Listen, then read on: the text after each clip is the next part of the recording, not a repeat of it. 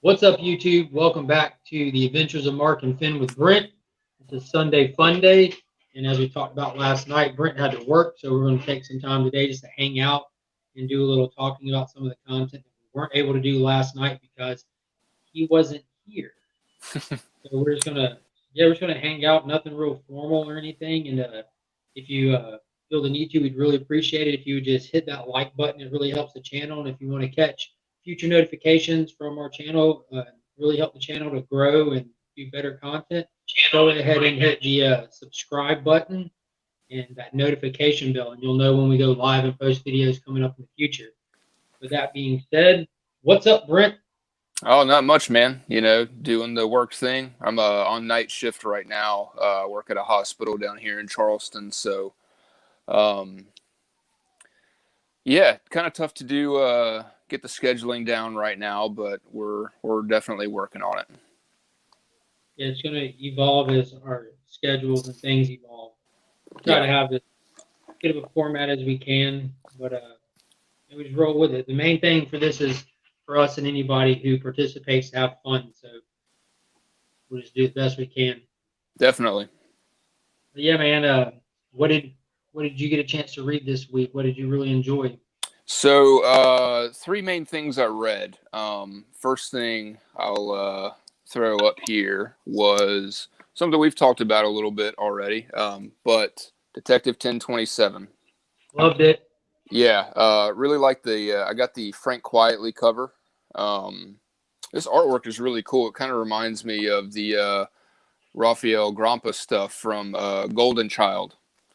The Dark Knight Returns. Yeah. That one. But I really like the white background on that one. White backgrounds kind of go hand in hand with yellow backgrounds. It just really helps the image to come out. Definitely. I really like. I don't know. He really gives a cool texture to the suits here. If you haven't seen, kind of hard to see with the glare there, but Batman's suit has some really cool texture as well as Robin's. It's like the variant they did for the Golden Child with yeah. She went by Batgirl or Batwoman, but when she had the bottle back throwing it, yeah, it's like all the little side slits on her costume and everything. Yeah, it looks like actual padding, which is cool. Technical. Yeah. So like I said, we've talked about it a little bit, but the couple stories in that one that really stuck out to me was the birthday present story. I don't want to go into too many spoilers. Do it. Spoil the hell out of it. This is our end of the week show. It's spoiler filled. Very true. Okay, yeah. So spoiler alert. The first story that kind of jumped out at me was the birthday present one, and it kind of deals with the whole premise is that every month or however many times throughout the year, Joker gives Batman a birthday present.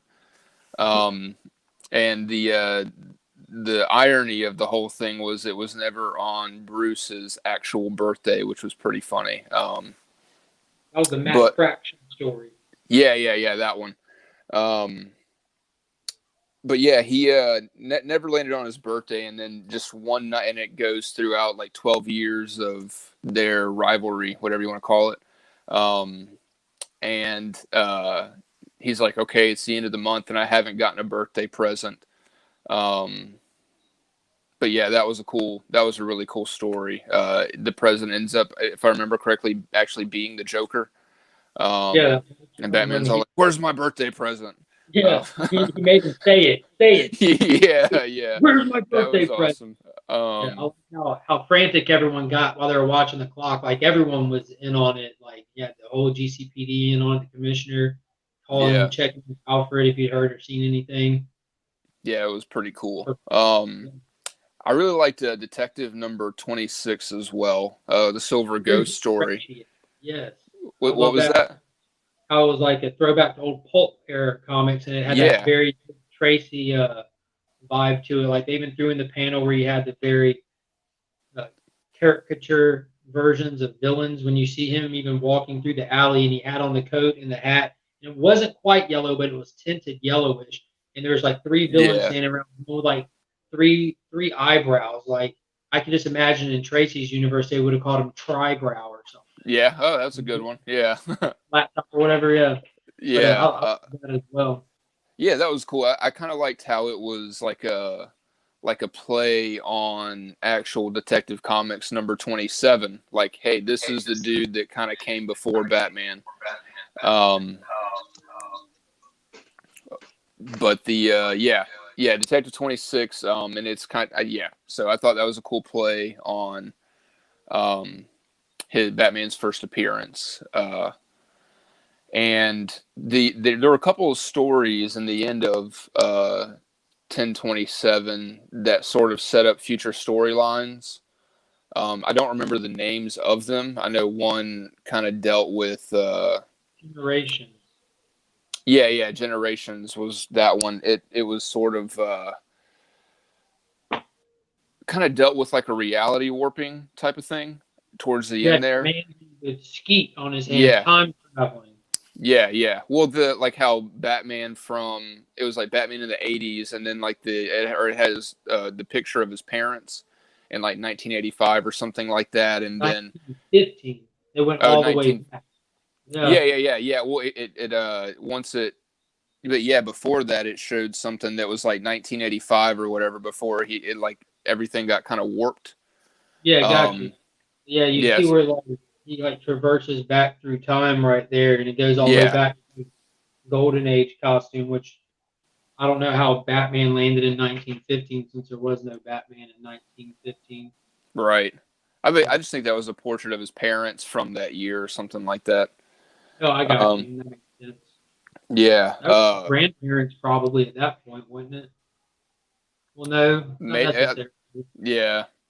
Like depends on it, how meta they were trying to get with it. Like, is this story taking place at the time the original Batman was written, or are we just looking back on him? Right. And the other story that had, I guess you could say, future implications was a Joker War tie-in, and it you'd mentioned it like how kind of cool it was that it's pretty much Batman completely stripped down. He's like in an abandoned hotel. He's got everything that he pretty much owns laying on the bed. Yeah, there you go. That's him completely stripped down to everything. It's like Cable in Deadpool 2 when he got to the future in the hotel, he just takes off and inventories everything he has and Yeah, he has to fight with. yeah, that was really cool. But I think the focus of that story was like a little black book or something that he was carrying around, and that's supposed to kind of have its own little story. Yeah. Kind of just threw it in at the tail end. Yeah, I wouldn't be surprised if they sort of they did kind of how they did with Joker, Harley, Criminal Sanity, Secret Files. How it was almost yeah, it really was, and I'm sure Mark and I have talked about that a good bit, and I'm sure we'll discuss that at some point as well when the next issue comes out. Big Black Label fans over here. Oh yeah. I think there might be one or two things that I haven't picked up from Black Label. The Harley Quinn and the Birds of Prey. I just skipped that one just because it looked like they're just trying to bank on the show with the kind of more animation style artwork in it and everything. And the show is there more with you, than yeah. enough. The show is fantastic. It really is. But I think it would be really cool if they actually came out with a comic that actually is Bruce's case file book. Like it's not. Yeah. So it's actually released as it's like its own meta book thing. You know what I mean? I haven't really, I have no recollection of seeing that in any previous Batman stories leading up to this. So I don't know. Yeah. What the deal is. Yeah. Any hints or anything like that. It's not like they've been building up to anything. So I'm not really expecting it to be too big of a deal because leading up to this point, like even though you have like Nightwing, Catwoman, Detective all tying into Joker War is happening inside of the Batman title. If you never picked up any of those tie-ins and you weren't even aware those comics were coming out, you wouldn't be missing anything. Right. Like you're missing just minute details that really have no overall weight in it, you know? Yeah. Such as, that's kind of the whole thing with the tie-in issue. You gotta be kind of Yeah, I was gonna say choosy myself. But yeah, really like 1027. That was a cool book. Oh yeah. A lot of the stories in there were cool. There were definitely some duds, but I think overall it was a good read. Before we get past it, I do want to point out because I talked about it a little bit last night how I'm a huge Ramita Jr. fan. Oh yeah, Love him.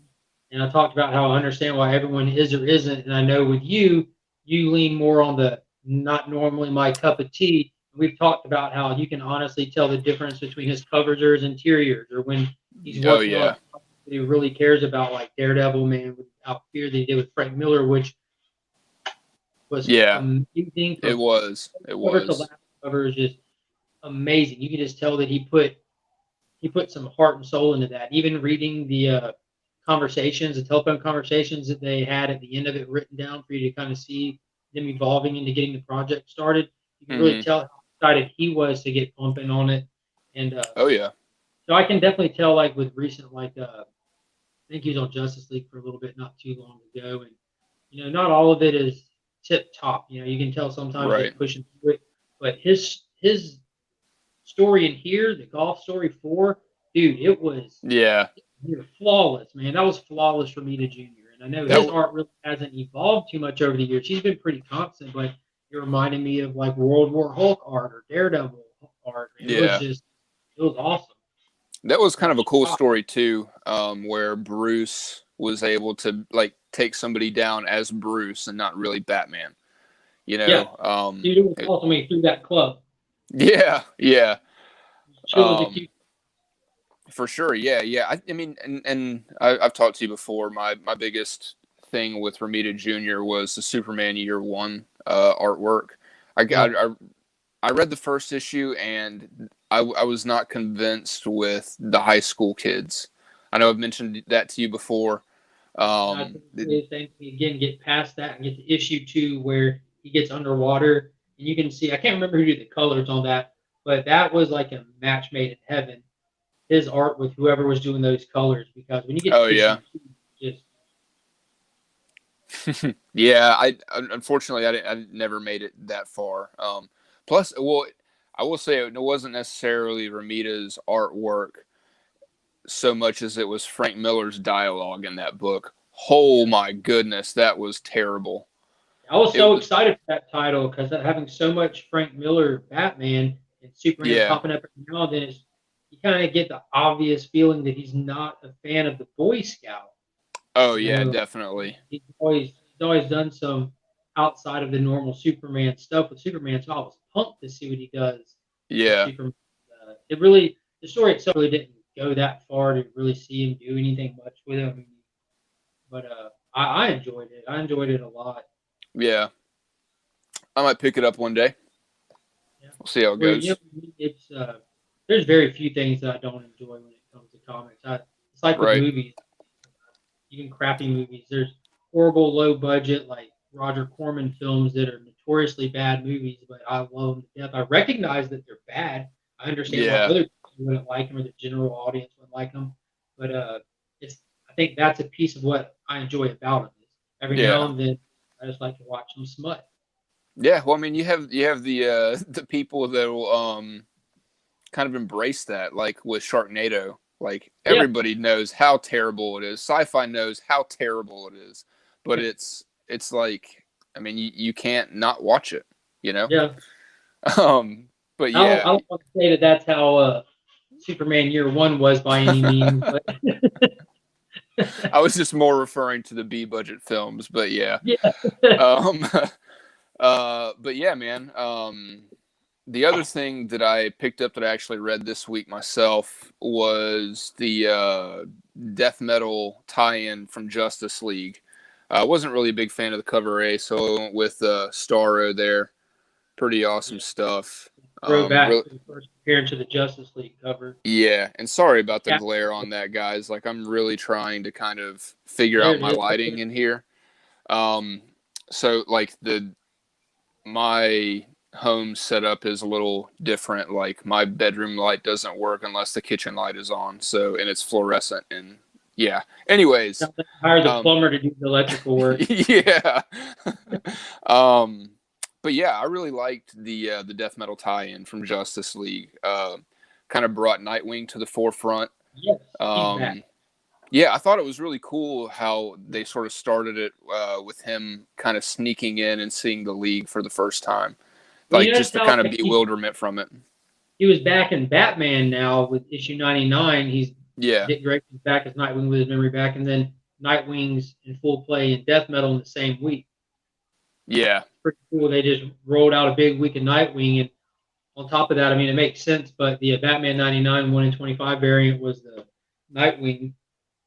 Oh, yeah. That's right. Yeah, I thought it was pretty cool, man. There were a couple of we'll see how speculators roll on this one, but cameo / first appearances in this one. We're going with the Omega Knight, which was awesome. Kind of a Frankenstein, and then there was the Mindhunter that showed up on the last splash page. With Martian Manhunter. That was really cool, kind of bringing Lex back into play, like full swing in this issue. But what I was let down with is where's Lobo? We know Lex and Lobo are rolling together, so where's Lobo? You know, we've talked about this. I think he's going to be Lex's ace in the hole. Like, my whole theory is we know he's out there collecting the metal. Yeah. We know that they're trying to get that final metal to pull this job off. And I think that Lex is going to use the Legion as a red herring when it comes down to Perpetua. And then for sure. The main man's going to jump in. Right. Yeah. So he needs some spotlight time. As you know, I'm a huge Lobo fan. Always liked him. So, and especially in the Tales from the Dark Multiverse, was it the Blackest Night storyline? That was awesome. Yeah, that had him kind of. I wasn't even expecting it when I picked it up. I just picked it up because obviously the Tales from the Dark Multiverse were just awesome stuff. But then having him kind of front and center, and then just where that story went with basically a Lobo verse was really awesome. So it was kind of cool. And I think it was in Death Metal 2 or 3 that showed Lex and Lobo kind of working together, looking for that metal. Yeah, he was like completely slaughtering the little cartoon world. Yeah, Fairyland or something. Hand down the tree. Yeah. I mean, classic Lobo. So, yeah, really excited to see where they go with him. I wasn't a huge fan whenever they sort of rebooted him in the New 52. What's that? I said my bad. Oh, no, you're good. I actually, he's saying that because he had gotten me a few trade paperbacks. I had bought the first 5 issues individually whenever it first started coming out, but I actually read through the trade paperbacks and enjoyed it more than I thought that I would. I just didn't, classic Lobo, man. You know? So yeah, excited to see what they do with him in metal, or Death Metal, excuse me. Hopefully they got some big stuff for him on the horizon. I've got a lot of Lobo stuff. Well, I don't want to say a lot of Lobo stuff, but first appearance, his first miniseries, all that stuff. There was a novel that I read at your house back in the day called Last Sons. We're going to talk about that here in just a little bit. Hold that. For sure.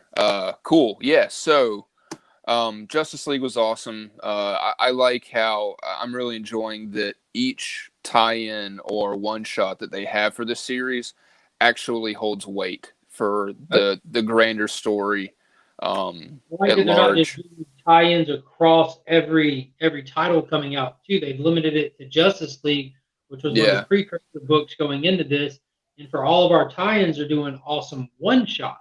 Yeah. There's at that point they're just actual issues. Right.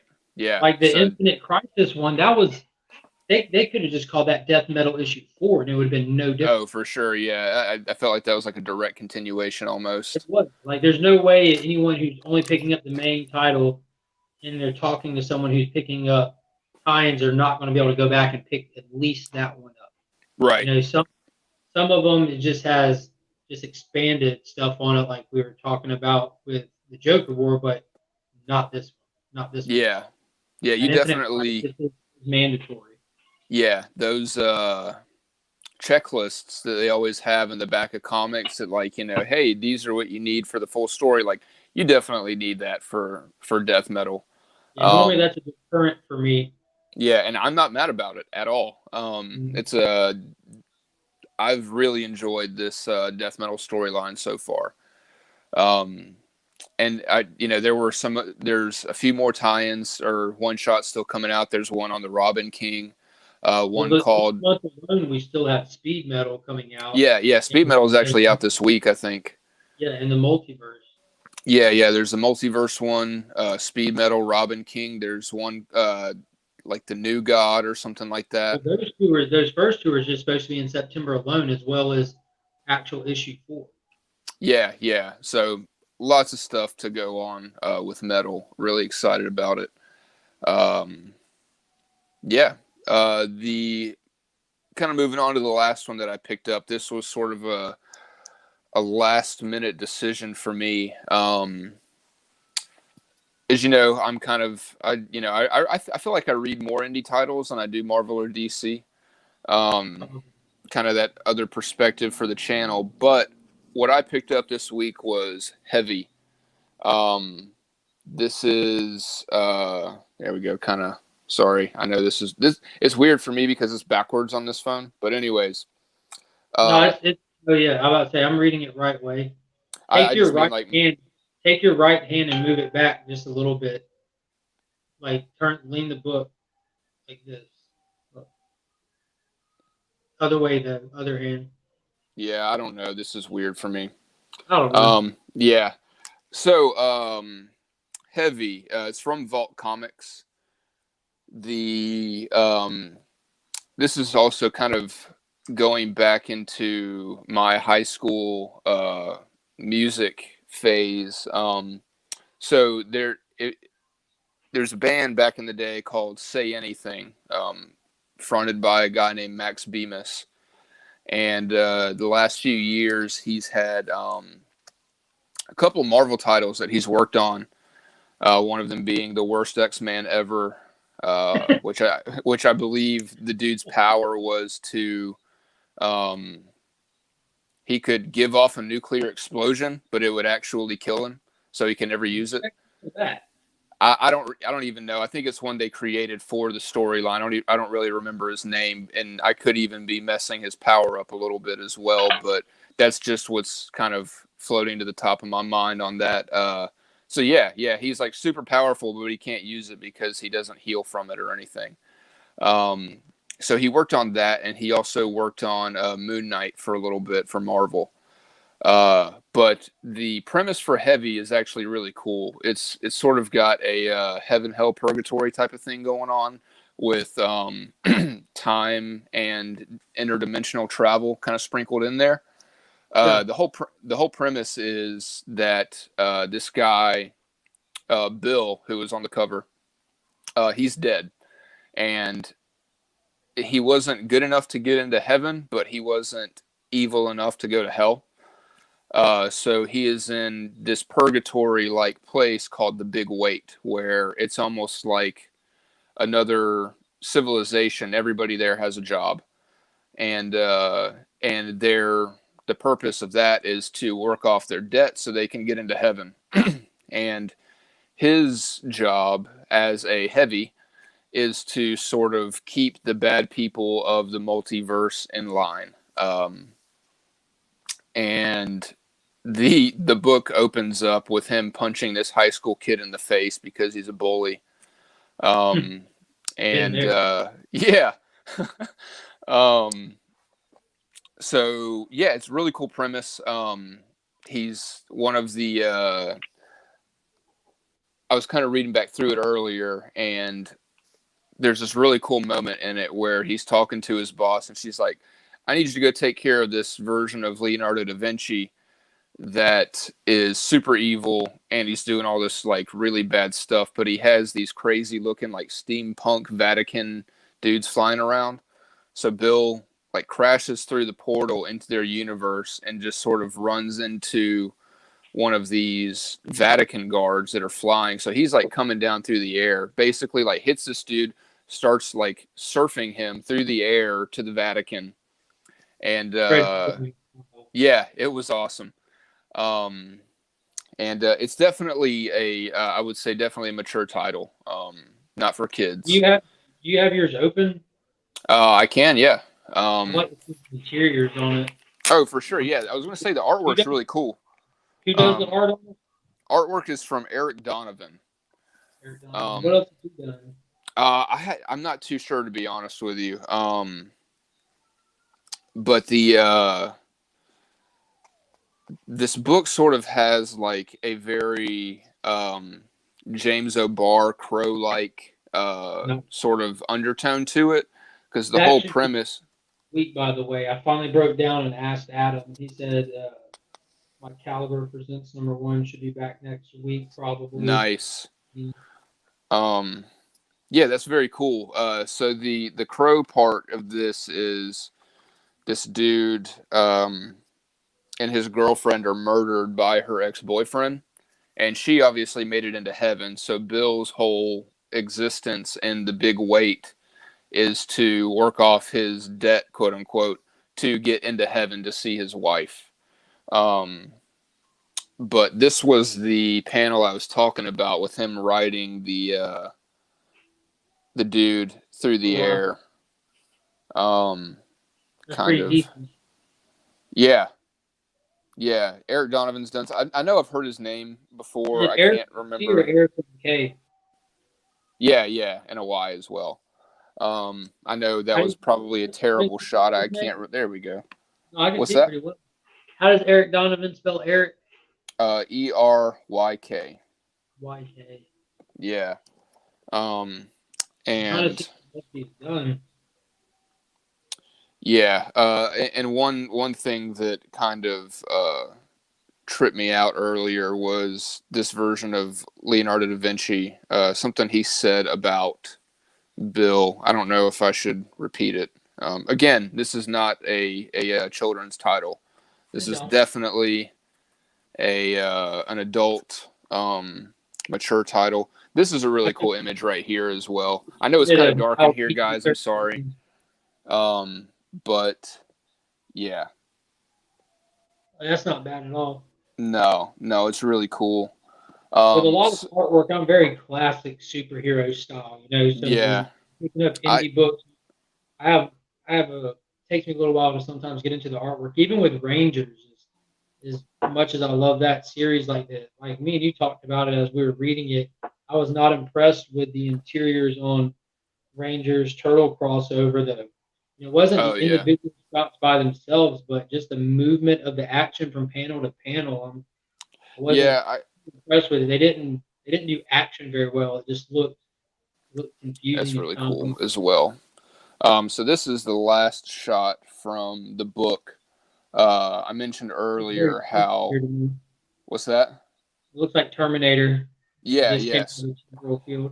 So I'd mentioned before that Bill and his wife were murdered by her ex-boyfriend, and throughout the book, or the first issue, it's sort of mentioned to Bill that the reason he's not getting enough good karma to get into heaven is because he's not partnered up with anybody. And as soon as you hear that, you can kind of see where it's going. So the last, he finally decides to partner up with somebody, and lo and behold, who steps through the portal to partner up with him other than the ex-boyfriend that murdered him and his wife. Yeah. So, one thing that I actually thought was really funny, if you're familiar with Max Bemis at all, from Say Anything, you know that he definitely has a way with words and beliefs and things that he's just not really afraid to say some crazy stuff.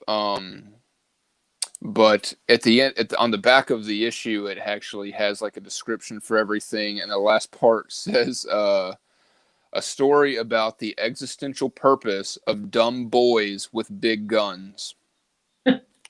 Very Max Bemis. So you're saying this is in the spirit of Rob Liefeld. Yeah, yeah. Yeah, I haven't seen any shoulder pads yet, but I'm not going to rule it out. Yeah. Start counting pockets now. Yeah. Because I'm a fan of it, too. Yeah, so that was pretty much everything that I picked up and read this week. I did grab the Alex Ross Timeless variants. I think it was Storm, Captain America, Iron Man and Hulk. Iron Man and Hulk, yeah. I do have some other books that are on the way. I know I mentioned last video that my comic subscription is a little different, and that being, Outcast, perfect. There's your Outcast. Yeah. So I still, even living in Charleston, I still get books from my local comic shop back in Augusta. Mark and I and his dad. Exchange? Augusta Book Exchange. Yeah, we've been going there since we've pretty much known each other. I was 8 when I met Mark. I think he was 7. You should show the picture from your birthday party. I have that right here. Give me 2 seconds. Yeah, this is. Do it. Yeah, so me and Brent have been going to the Augusta Book Exchange since before we had any actual recollection of what we were doing. My dad's been a long-time comic collector, and we would go to that store with him, and I even took karate growing up when I was a little guy, and we just happened to sign up to the karate school that was next to the Augusta Book Exchange at the time. So me and Brent have just grown up in comic book culture. It's been enjoyable.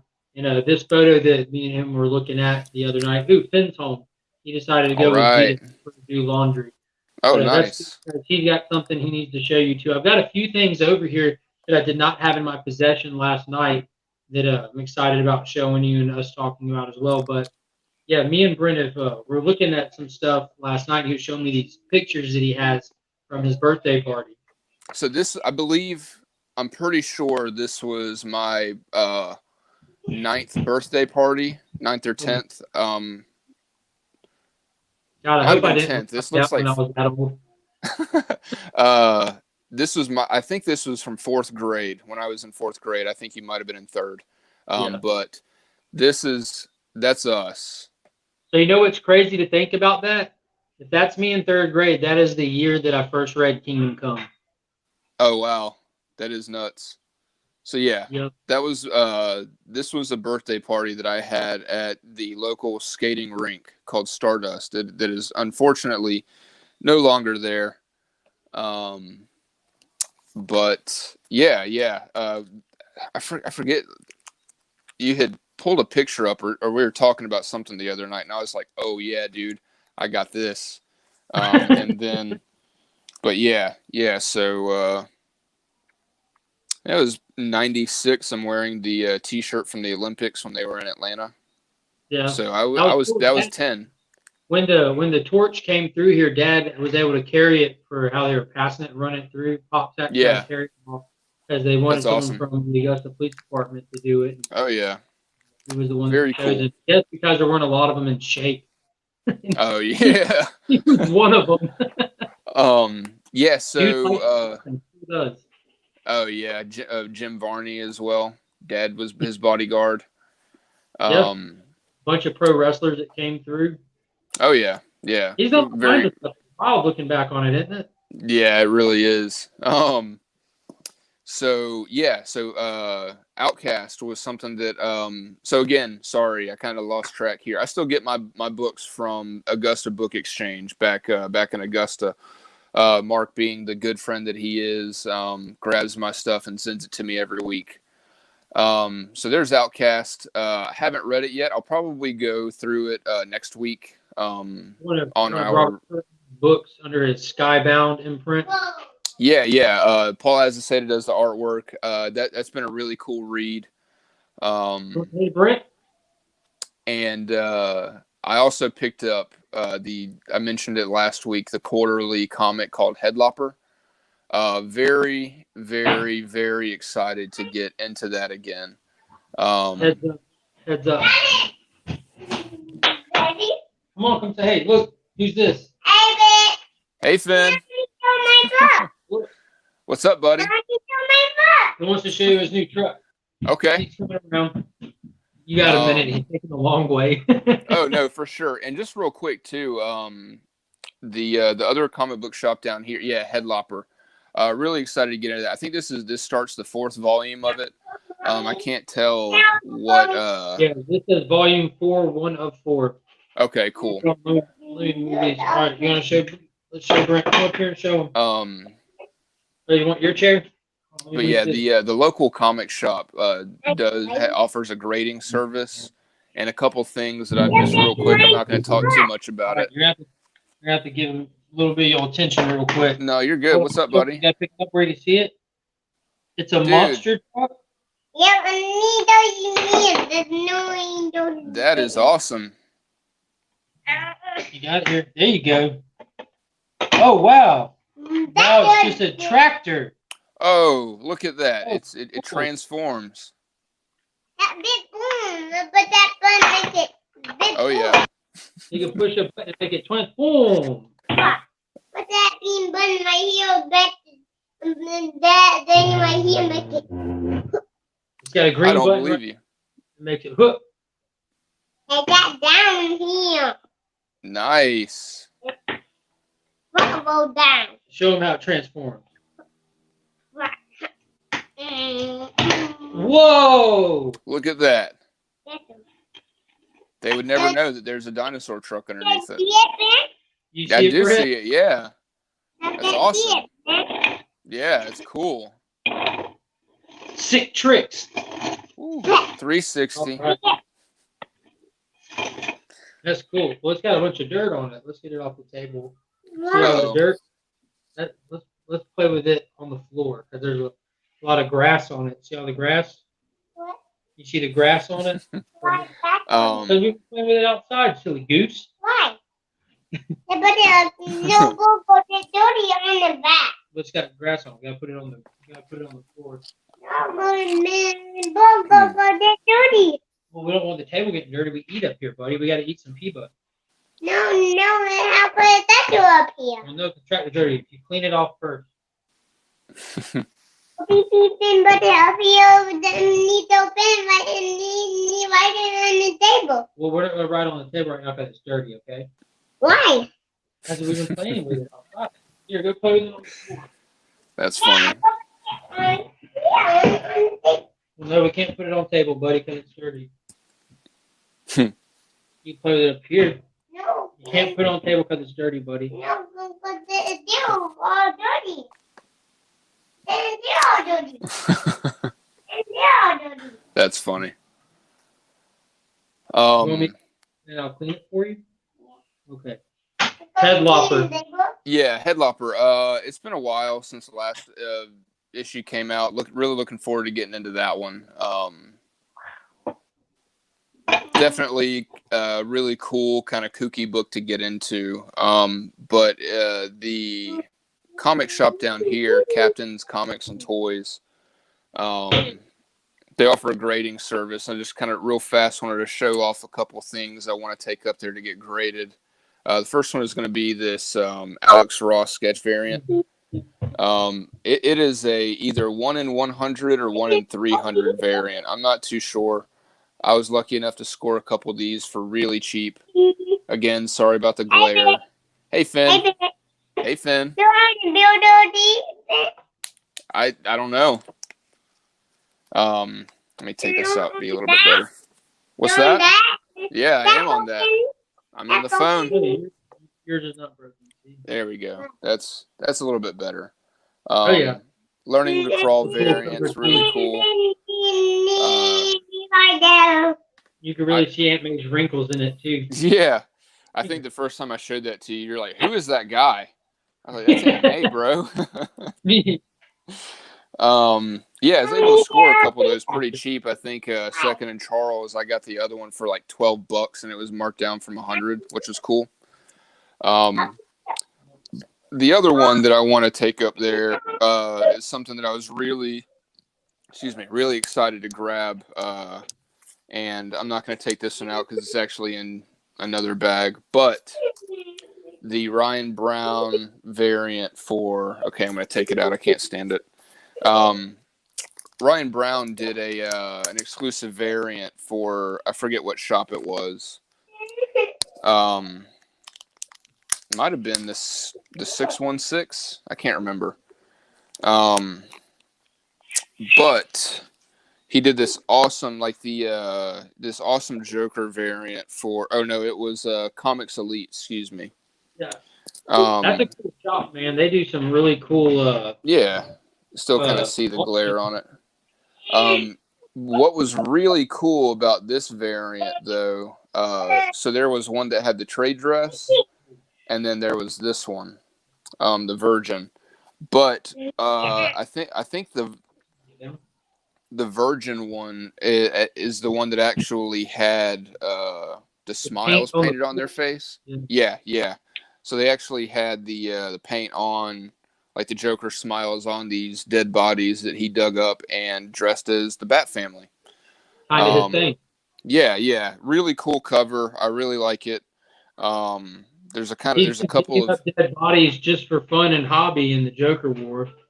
Yeah. I was actually going to say too. I don't even really want to call it an Easter egg, but they did.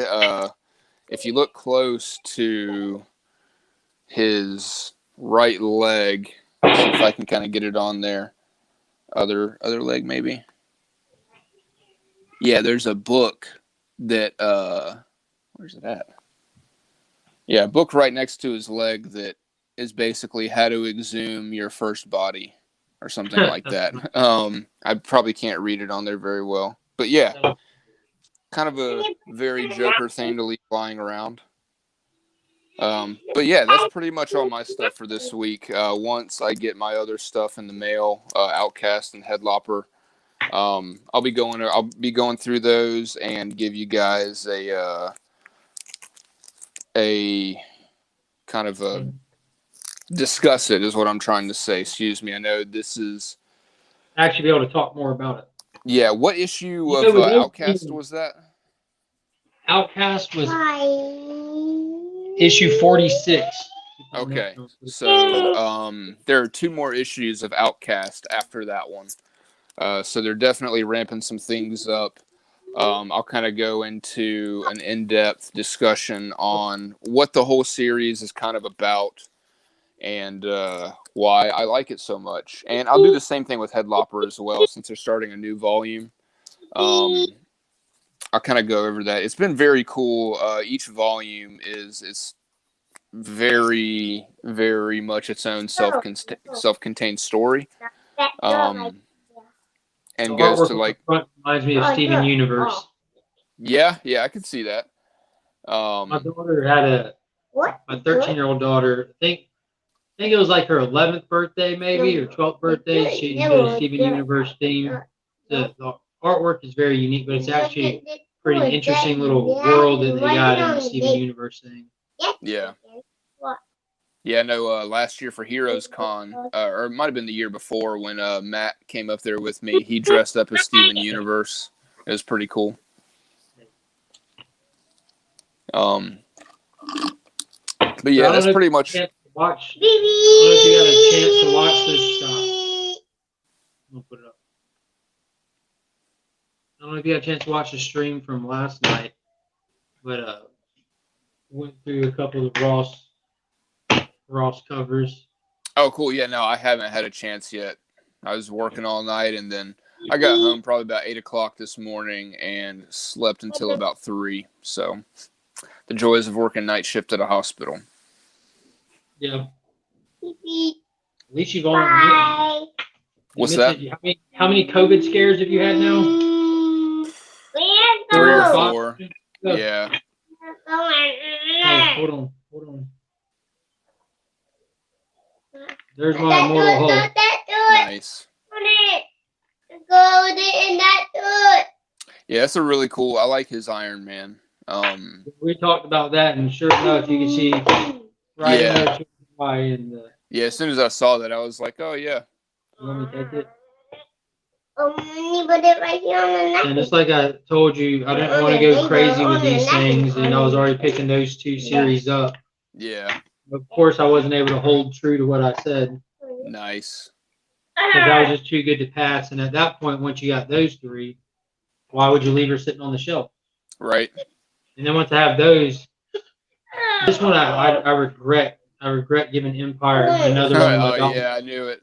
but I gave it to him. And just like we talked about, I wouldn't be okay if I started getting them, not getting all of them. Yeah, I mean his. Oh, nice. Okay, very cool. Got the one It's per not very store. cool. I mean, Yeah. individually they are very cool. But that is just the weirdest, not assortment of characters, but the weirdest assortment of poses. Yeah. You get Spider-Man checking his armpit for the proper amount of deodorant. I Come in my way.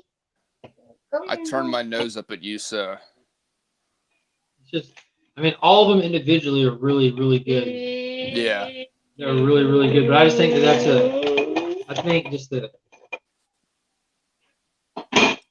the characters they chose, the colors don't necessarily make it pop. It's just a lot of red and black. And Iceman on that white background is going to be difficult to begin with. Yeah, I'm really looking forward to the Silver Surfer variant this week. I mentioned that too, and I've been picking up that new Fantastic Four series that it's going to be attached to, so I feel extra happy about that, even though I'm invested in the whole set. Oh yeah, it's going to be cool. But the Silver Surfer is awesome because it, with the Surfer and with Colossus, he has an awesome reflection on just a straight reflective surface. But the Surfer is has that purplish pink tint to it here and there, and I didn't know if he did that just straight out because that's how he did it. I mean, I've seen him do Surfer tons of times before and haven't seen him do it that way. But in the story, the Surfer's all messed up and damaged, and even on the Neil Adams cover for issue 1, he's got the discoloration on him from a battle he just fought, and we're about to get a new Galactus in that storyline from the Negative Zone. Galactus is dead. Thor killed him off in the Donny Cates story. You're gonna keep it on here? Are you sure? Yeah. Okay.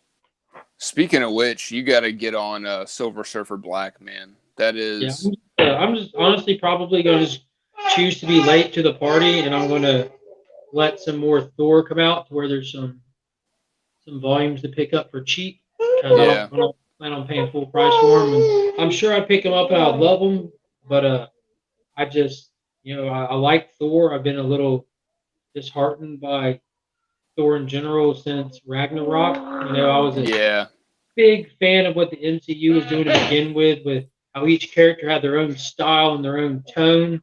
With Captain America being the war stuff, and Iron Man being the modern tech kind of style, and Cap having the espionage feel to it, and then you had Thor, which is just straight sword and sorcery, and they weren't getting just the immediate fanfare that they were going to get from other titles. And books are the same way. You don't have an even fewer people that read this one or that one. With the movie, it's a different market, so they need that even tier to the best they can.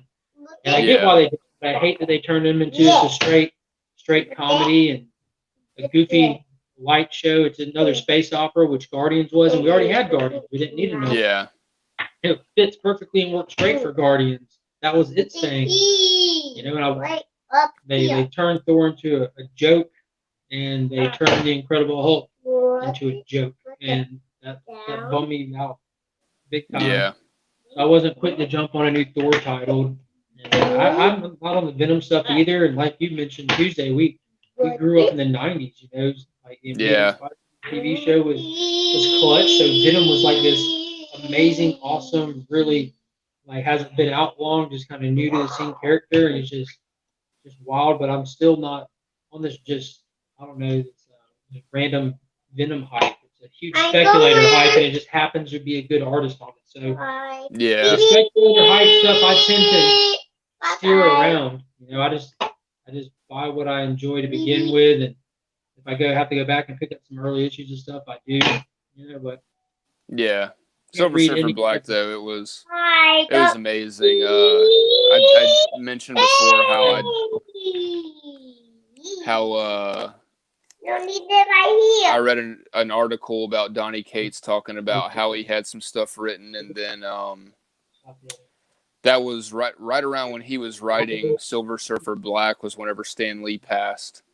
And he immediately erased everything that he had because he knew that the Surfer was Stan Lee's favorite. So he's like, I got to do something that's going to be worthy of like Stan Lee. And that's pretty ironic, being that Stan Lee had nothing to do with creating it. Yeah. Well, according to Donnie, it was his favorite Marvel character. And I'm sorry, go ahead. but yeah, no, I think that Donnie knocked it out of the park. So it was, yeah, Donnie, it was amazing.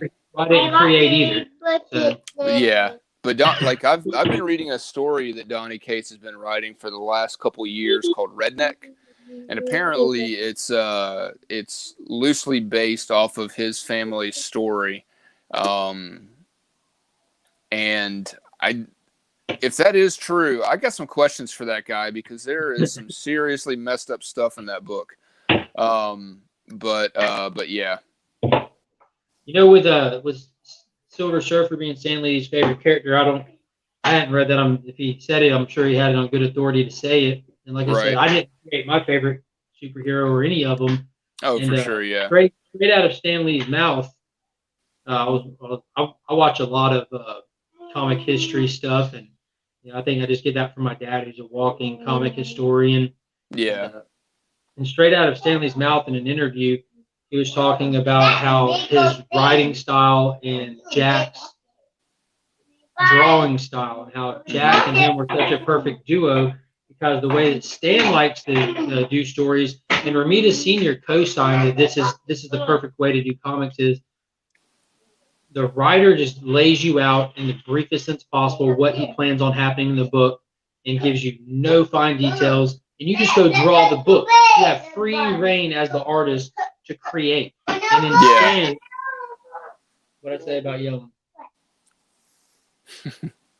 So it's Stan, as an honest to God, amazing writer that he was, he could go back with having just an idea of what he wanted, and you can bring your interpretation to him, and he can lay it out. He can add the text bubbles wherever he wants them, and he preferred it that way, not doing it the other way around, but to put the bubbles in here and there. And when he laid out that story of Fantastic Four with Galactus coming, he had nothing about the Surfer. Nothing. Oh yeah. He gave it to Jack, and Jack drew it, and he gave it back. And he gave it back to Stan. That's and awesome. When he gave it back to Stan looked at the picture of the Silver Surfer and said, "Who's this guy?" And Jack told him, in a nutshell, with such a big deal character like Galactus, he should have a herald.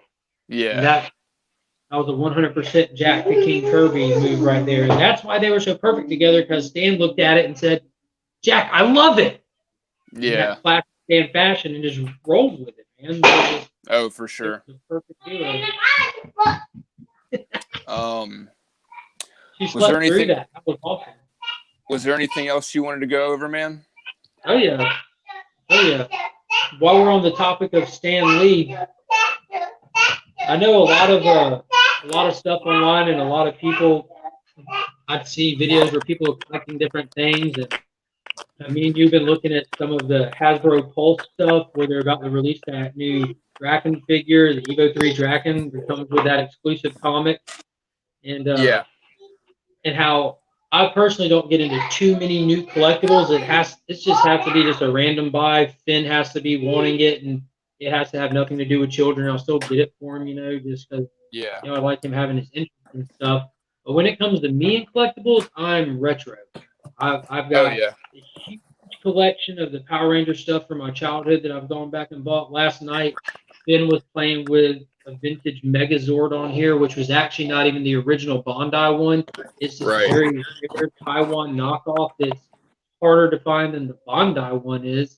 And but when it comes to figures, I love classic Megos. Megos are awesome. Oh yeah.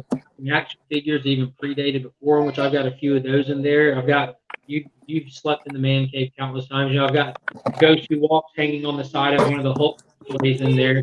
Mm-hmm. But Mego just had Wave 8 suffer hard from COVID-19. They were already kind of having some delays in the release, and this wave had some Star Trek and some horror movie people in it, but there was only one out of this wave that I wanted, because unless it's a vintage one out of the new stuff they've done, I've only got the new 52 Superman, the classic Superman. I did pick up a Zod one, and my wife's got the Harley Quinn and the Wonder Woman one, and we have all those signed by the seamstress too, because she was local. Oh yeah, that's right. She's local to Augusta, right? Yeah, I think her name was Rachel Baker, if I'm not mistaken. But finally, the Wave 8 stuff arrived. And out of the Wave 8 stuff, I got 2 of these figures, and I gave one to the old man today. But there's my Nice. Stand with the members only jacket. Classic. Yes, it's really cool. And That's this is awesome. the out of the new figures, this is the only 8-inch one that I have. Out of all the new stuff, that's all the 12-inch ones. And the classic ones, I do have the 8-inch Hulk as well as the large Hulk. I've got the Superman same way. And I've got multiple different Superman ones. I did even the 1950 Bendy figure Superman. And yeah, I don't know if you got a chance to see any of these, right? Yeah. Not good to all these, but all those Phantom books came in yesterday, and they range from issue number 3 all the way to issue 17. Nice. It's the Gold Key stuff, which Dell Comics eventually turned into Gold Key, which eventually turned into Charlton, which eventually got bought out by DC, and that's how you have to watch it. Yeah. There's more to it than that, but these they're all amazing painted covers. Nice. And what's cool is how, I get where the limited trade dress comes from that DC's doing right now. Because here's your trade dress front. If I took this out, which I'm going to have to do this with one of them. I've got a cool story about the Phantom whenever you get done as well that I just read like a day or 2 ago. So yeah, that's awesome. There's the front. Yeah. Now look at the back. Limited trade dress. Oh, nice. All it has is the name and the issue number. And That's it's the same. You can see the full art. And it doesn't continue through the entire of the series, but it did that for like the first, I think 10, 12 issues or so. Okay. But I thought that was really cool. Yeah. Sorry, I kind of had to adjust everything. My phone was about to die. I had to move everything around. It's more personal now. You're just kind of sitting over. This is my Jeff Goldblum in Jurassic Park pose. But yeah, so I read this story about kind of about the Phantom, but it has more to do with this tribe in Vietnam that wasn't really in touch with the outside world. But then back in the day during the Vietnam War, the soldiers that, they were friendly with these natives, and again, since they didn't have too much contact with the outside world, these American soldiers would share with them comic books and stuff like that. And so this tribe that they kind of conversed with, I guess, for lack of better words, when they would go to war, they had these like giant shields, almost like those big, like Spartan tall shields. And they would paint different animals onto these shields and stuff like that, so they could embody like the power of that animal and the attributes of that animal. They could be, like fast, like a panther, or strong, whatever. So after these American soldiers showed them comics, it was actually comics of the Phantom from back in the day. So when these, awesome. So they, I know, right? So they showed them these Phantom comics, and then these guys, like, they realized that the Phantom was a lot like them. He didn't have any superpowers. He's like from the jungle and protects it and everything like that. So they started painting the Phantom on their shields so they could embody his power, like, and I think in the books they talk about, hey Finn, how he was super fast, and they thought he was impervious to bullets because of that and everything. So there's a lot of pictures of these. I forget what they're called.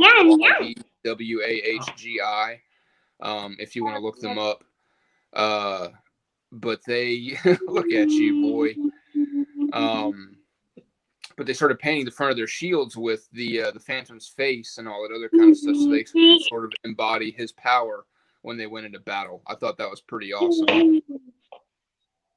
That is pretty cool. Yeah. You remember earlier you started to mention something about uh, my superhero reading isn't limited to comic books. I pick up novels and stories as well. Oh We were yeah, about to yeah, talk about Last Sons, one of the DC kind of does their paperback books and kind of sets and series.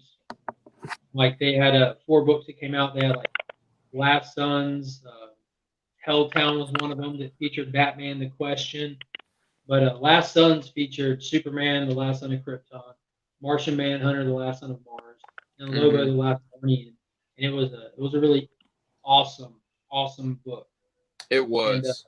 here recently, the DC Universe animated movies came to a big ending with Justice League Dark Apocalypse War, Yeah, and they have you've had Deathstroke movie that came out, which is kind of outside the continuity of anything that they were doing. It's kind of like a one shot. And I yeah, don't remember where I saw it, but I always remember hearing someone talk about how that was like a continuation from the Arrowverse Deathstroke. yeah. But so the first movie in the new continuity of the DC animated universe is supposed to be the Superman Man of Tomorrow, Right. which features Superman, Martian Manhunter, and Lobo. And hmm it's got like the new animation style and everything, and that's now in our library. Oh, nice. Very cool. Yeah, and I I'm started excited to watching some watch of it that. today. Started watching some of it today. The animation is very different than what I'm used to because for the past bunch of years it's been pretty consistent. When they started these things, they would pull the movies directly from like little runs, like 6, 10 issue runs. Like the Public Enemies were straight from Superman, Batman at the time. Yeah, So it had the Ed McGuinness artwork style to the animation. The Superman, Batman, Apocalypse was based off Michael Turner artwork. New Frontier is based off Darwin Cook. This one is definitely unique to its own as well, completely different than the new run, and almost at first it was kind of reminiscent of Archer to me. yeah. I was gonna say it sort of reminds me of like the old artwork from the Batman animated series from back in the day. Yeah, but after you get through the little opening scene and actually see him in the city and in motion, it is really good animation, like Yeah. really good animation. Okay. And I'm excited to dive into that one. And I haven't jumped on the special features yet. I'm actually going to do that when we hop off here because normally before I even watch any of these movies, Deathstroke had no special features with it. Normally they have a couple of episodes from Justice League that are kind of similar in content to the movie, and they have a sneak peek at the next upcoming film, which that's always been the biggest thing, as well as the DC showcases they did for a while, the little 15-minute movies that they would Oh have yeah, in yeah. features that they stopped doing, but then they just started them back up not long ago, and you had like the Phantom Stranger one here recently, and I saw the little death of Death in the Family movie that they're doing. I saw a trailer for that online, and it was advertised as a DC showcase. I don't know if people caught that or not. Oh nice. I don't think that that's going to be a feature length movie. Yeah. I think that's just going to The be a show. yeah, I could just see them just doing like the death scene and calling it. No. But we yeah, I remember it wasn't the last time I was back home. We watched the Adam Strange one that was sort of based on aliens. Dude, that was fire. It was. Speaking of animated stuff, I'm like I could not have been more excited when they announced The Long Halloween being adapted into a 2-part movie, animated movie experience, whatever you want to call it. Good timing with supposed to have elements from that done in the Matt Reeves Batman movie as Yeah, well. that and I know it had been out for a while by then. But your brother John actually let me borrow the Long Halloween trade paperback back in 2009, I think it was, and that Nice sort of of him to let you borrow my book. what's I that? was wondering why. I said it was nice of him to let you borrow my book. Yeah.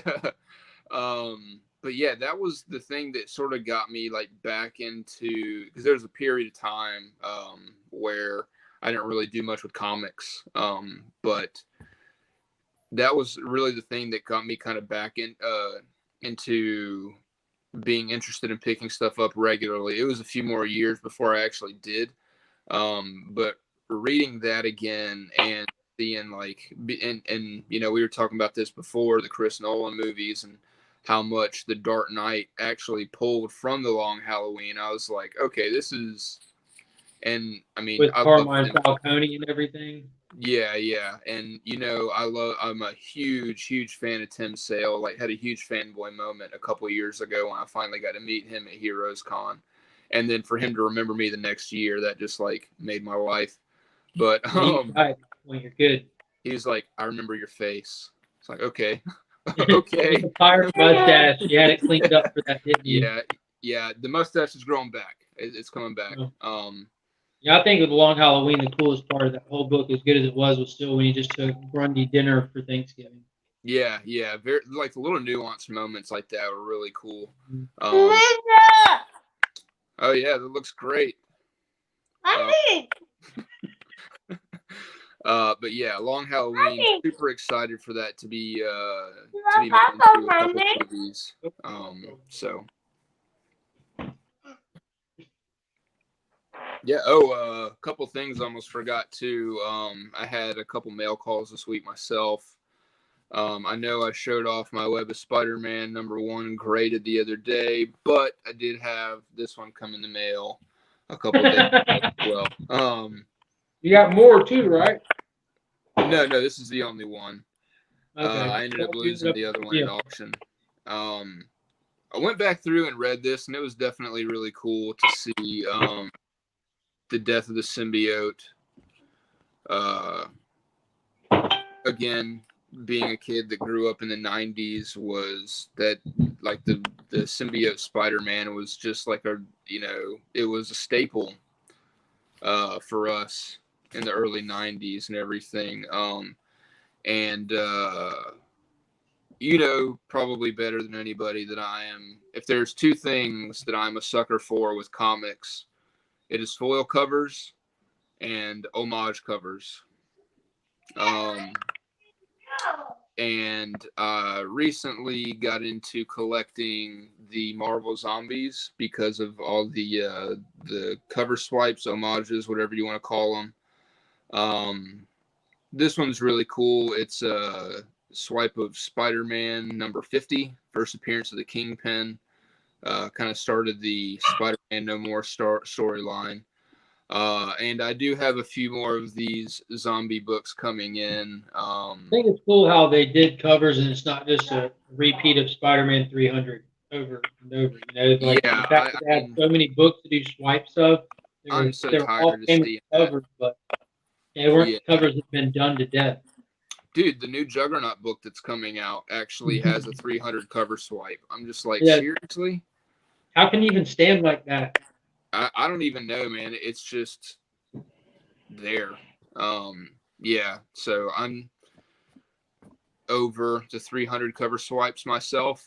I know there's a lot of them. They're kind of a lot of swipes or whatever you want to call them. They're like that. But yeah. As far as the homages go, you know, we've got the Incredible Hulk Alex Ross cover swipes, the San Diego Comic-Con variants from last year. That's one of the ones that's about to go get graded at CBCS because mine's signed. Yeah. Got that one. I've got the Detective 1000 Alex Ross cover swipe, which is amazing. That's one of my most prized possessions up there with my Craven's Last Hunt stuff. And also my Ben Temple-Smith Walking Dead commission. Huge Ben Temple-Smith fan, 30 Days a Night. He has this other series coming, or that he's doing, that he's actually either still publishing or he's finished it. It's called Original Hate, which is really cool. Sort of about these people. He writes and draws it as well. It's about these people who find the earliest version of Neanderthals in history in ice. And they bring them into their labs or whatever, and as they start thawing out, these Neanderthals start becoming reanimated and kind of go on a murder spree. So what you're saying is Encino Man without the party. Yeah. The Brendan Fraser movie with Pauly Shore. Yeah. But I love Ben Temple Smith. I love his artwork. He to me, he's like a very creepy Bill Sienkiewicz, which I'm also a huge fan of. Speaking of which, I'll just go ahead and break this bad boy out. Brent, you want to? Brent, I'm not Brent. Finn, you want to come show Brent what you got? So last year at Heroes Con, I was able to get Ben Temple Smith to do a commission for me. This was on the issue 192 of The Walking Dead. This was the death of Rick Grimes. And anytime I've gotten a commission done, with the exception of my Spencer and Locke Dark Knight swipe, I've just been like, look, I'm a huge fan. Do whatever you want to do. So I kind of gave him like, hey, this is the issue Rick dies. I don't care what you do. Just do your thing. And this is what he came up with. That's really I cool. love it. I'm, again, huge Temple Smith fan. I know there's kind of a glare on it. I apologize. But it's one of my favorite things. Totally worth whatever money I paid for it. Whatever money. Yeah, I know how much I paid for it, but I'm not gonna. That's what counts. Yeah. But yeah, just super awesome. He is a very cool guy. I've got a Constantine print from him. That's another cool story for another time. But yeah. Well, one more thing I want to show you. For sure. Before we log off, I'm about to start rounding kids up here in a minute. This is a little one. What's that? That's a baby. Is there Brent? Hey. This is Laura, Finn's little sister. But we had the Clayton Crane signing in Augusta at the beginning of the month, and we haven't really done a video going through all that. We got that quick little upload, just kind of some photos taken from that day, but kind of waiting on stuff to come back from grading and everything before we kind of do a video to just show off everything that got signed and got done. But I did pick up an art print to hang in Finn's room, and finally got the frame for it. Oh, nice. Very cool. There's the art print finally, and awesome. We got it signed to Finn because I'm not in the resale game, and it's for Finn. I want him. He loves the Power Rangers. He likes Ninja Turtles. We were actually going through watching all the Ninja Turtle movies when the Batman Teenage Mutant Ninja Turtle movie came out, and then we got a little turtle. I came across a little baby turtle that had a damaged shell, and I was going to name it something goofy like Shelton, and as soon as I brought it home, Finn said, it's dude. Because he was hearing the turtles say it in all the movies. Yeah. So we got him that art print because little booger loves Power Rangers and stuff. So it was nice to get that framed up. But yeah, that was all I got. Monkey. Hey. Oh, you mommy. Mommy went to take a shower. Uh-oh. So it's about that time. Yeah. You want to tell Brent bye-bye, Finn? Bye-bye, Brent. All right, man. Well, I guess I'm all spent. Wasn't yeah, bad. I'm good as well. I think I pretty much went over everything I wanted to talk about as well. Yeah, so we'll definitely be popping on in a few days to kind of look at what's coming out this week and talk about what we look forward to picking up and everything, and we'll just be going from there. We got some channel announcements we'll be going over on the next stream we do, which is going to be on Tuesday. We're going to try to get more streamlined and look at some streaming options we have going forward, and just kind of keep everyone posted on that kind of stuff. So just look for sure. forward to Yeah, next I've been coming up with some plans, trying to get some things nailed down. Do a little bit more regular streaming and stuff like that. So working out the kinks. going to be some growing pains, but I think all those are going to be enjoyable Oh, because I sure. definitely enjoy doing this. Yeah. But yeah, shout out to Ruben who's in the comment section. What's up, buddy? I know you're on all these comment sections and all these videos that I'm in. You're probably the most proactive comment channel viewer that has ever existed. So yeah, shout out to you. I'm sure I'll chat with you again in comment sections real soon here. All right, man. You're kinking on me. All right. Well, take Yeah, it man. easy, everyone. I'll talk to you later. And thanks everyone for checking out the video. See y'all next Yeah. time. All right, bye.